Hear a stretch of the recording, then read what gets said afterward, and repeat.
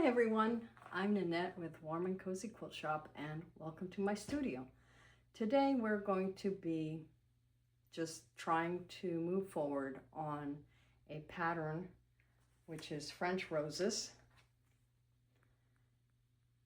And I thought it would be interesting to use the ombre fabrics, ombre fanfare batik fabrics that I posted about before. As you can see in this, you can see that it's very muted colors, and I decided that it would be very interesting to do this pattern using the ombre fabrics. Let me show you what I'm doing right now. As you can see, this is one of the colors from the ombre fanfare line, and what I've done to prepare this fabric prior to pressing is that I washed and I dried this fabric because this fabric does bleed, and with this particular pattern it's supposed to be very fluffy at the end because you're supposed to wash it and it has a very soft feel to it, and I didn't want any extra dye to bleed, so the way that I washed it was in warm water. I did put some detergent and I put 3 color catchers for every yard. Also, so that it wouldn't fray a lot, what I did is I pinked the edges. Now, you don't have to pink the edges, but I was afraid that it was going to fray a lot. Also, you could sew a zigzag stitch in the cut edges or a blanket stitch in the cut edges to make sure that that doesn't happen. So I'm in the process right now of pressing, and when I press it, I'm going to be using Best Press, and I have Best Press in a misting bottle, and that means that it's going to spread out very finely and it's not going to overstarch it. And even though it's supposed to have a very light, fluffy feel, I'm going to be using my ScanNCut to cut the fabric because I felt that it would be very cumbersome to cut all of the flowers because there are many layers of flowers. So I'm going to stop right now. I'm going to finish prepping all the fabric, and then I'll show you all the fabrics that I picked.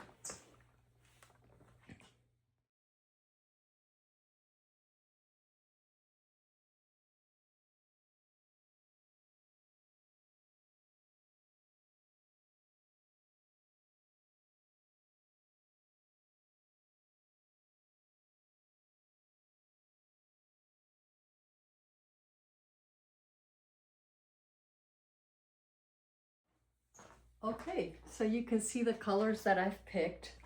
Again, the process was that I washed them, I dried them in the dryer, I pinked the edges where they were cut so that there wouldn't be a lot of fraying during the wash, and then I starched them with Mary Ellen's Best Press. And besides the fact that it makes it crisp, why do I need it to be crisp? Because I'm going to cut it in the ScanNCut. And when you cut in the ScanNCut, it helps if the fabric has a little bit of, if it's a little bit stiff, so that the blade can run through. Also, I wanted to ask you, and if you could write in the comments your opinion, I picked this fabric here for the leaves, and I could have picked this fabric. This is called lime, I believe lime green. And this is called Turquoise Tickle. And put in the comments down below if you think I should use both colors for the leaves, or if I should just use turquoise, just use this one, or just use the Turquoise Tickle. All right, so let me know what you think in the comments below. And now what I'm going to do is I'm going to experiment with my ScanNCut. Let's hope it works. Okay, so again, we're working with this pattern, French Roses, and I decided to make it really bright with the ombre fabrics, the ombre fanfare fabrics. And what I'm going to do right now is I'm going to cut a piece of fabric the size of the cutting mat.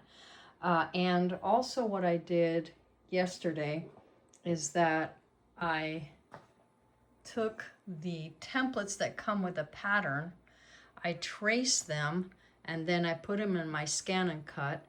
And you can see here that I have one large, excuse me, two mediums and two smalls, or one medium and then smaller and then the center. And I did that because I wanted to waste the least amount of fabric possible. So let's try it and see what happens.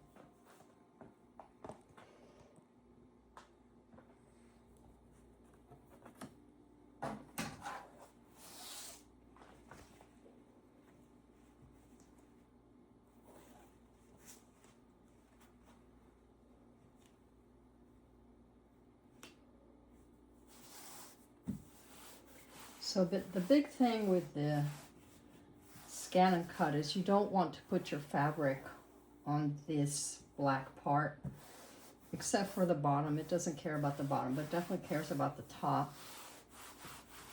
And what I'm going to do is I'm going to feed it through, but I'm going to scan it first, so that way I can select what colors I want where.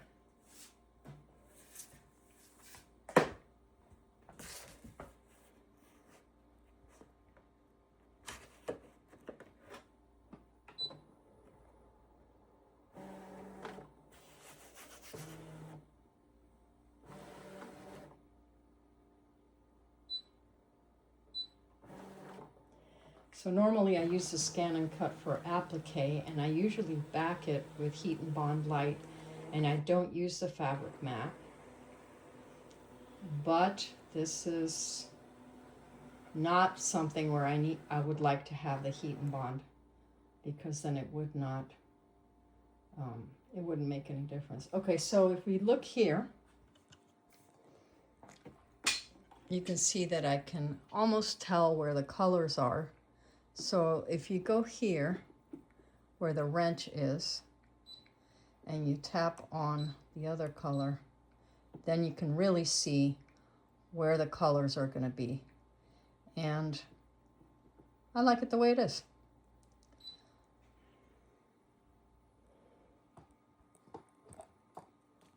Okay, let's run the cutter and see what happens.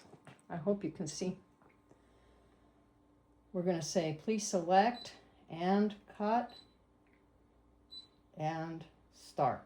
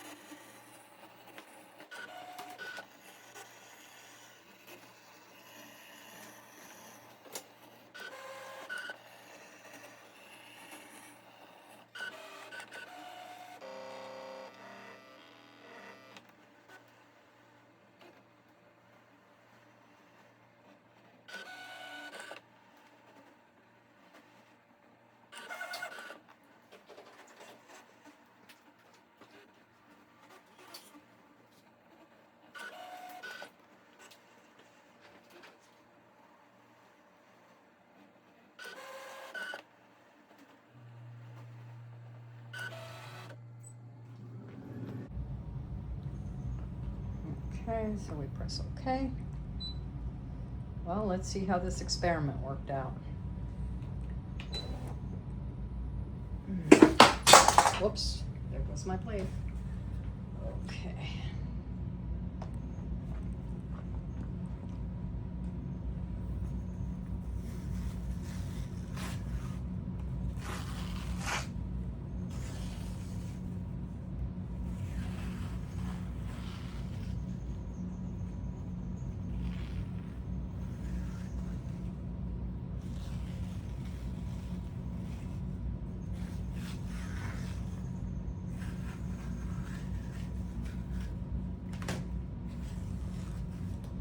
Okay, so very little waste.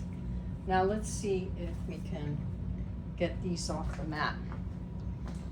And you notice I have some plates back there. I want to separate them by size for when I put them together. I want to have a good variety of colors. So let's start with this small one, and I think we're going to use this metal spatula.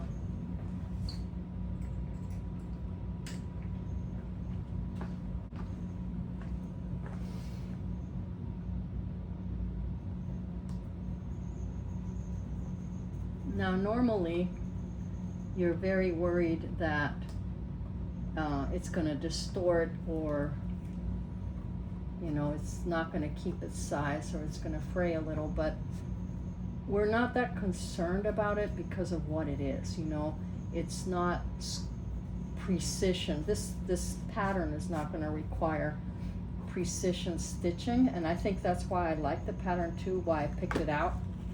It's just going to be very relaxing, I think.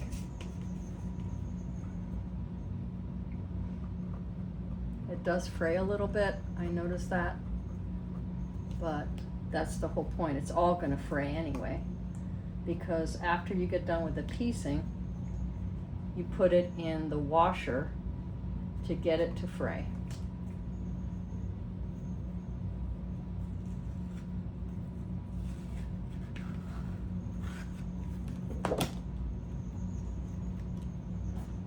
There's a little fraying going on there. You can see that.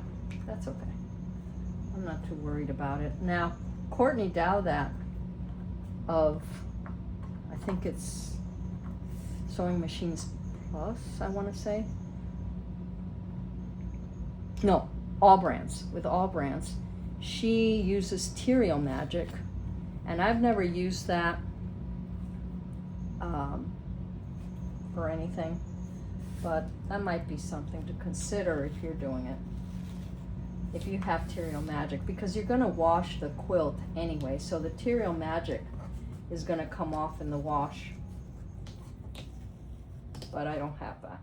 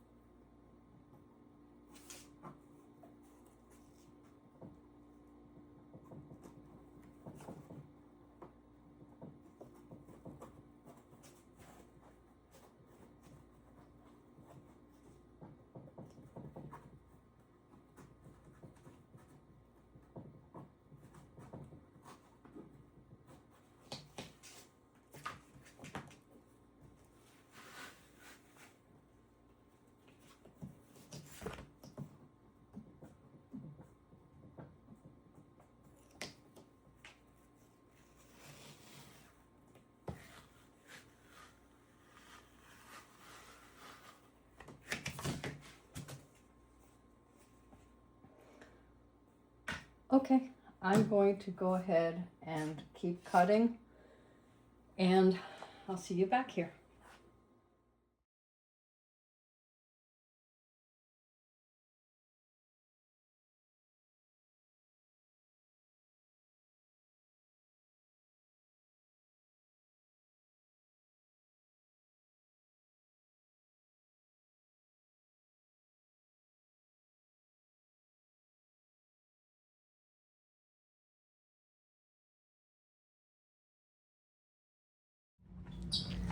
Okay, so I ended up switching to my standard mat because the vinyl mat worked very nicely, but it was making me a little bit nervous because it was kind of trying to shift a little bit. It seems to have worked out very well. I like using ScanNCut for something like this because there's a lot of pieces that need to be cut, and I'd rather have it do it. Also, the ScanNCut is really good if you have, you know, mobility issues or arthritis or something like that. It just makes it so much easier. But again, you have to experiment with it. I hope you'll give yours a shot, and I'll see you next time. By the time I see you again, I will have cut all of the fabric and we can put it together. Okay, bye.